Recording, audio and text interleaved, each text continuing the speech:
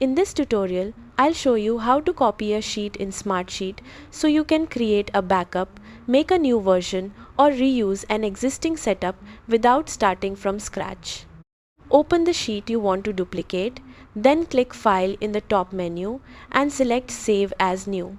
Smartsheet will prompt you to enter a name for the new sheet and choose where you want to save it. Next, review the copy options. You can choose whether to include sharing settings, automation workflows, attachments, formatting, and existing data. If you are creating a template, you may only want the structure and formatting. If you are making a backup, you can include everything. Once you've selected your options, click Save. Smartsheet will create a new copy of the sheet that you can edit independently from the original. You can also copy a sheet directly from the Browse panel. Simply right-click the sheet name and select Save as New, then follow the same steps. That's how to create a second or third version of a sheet in Smartsheet.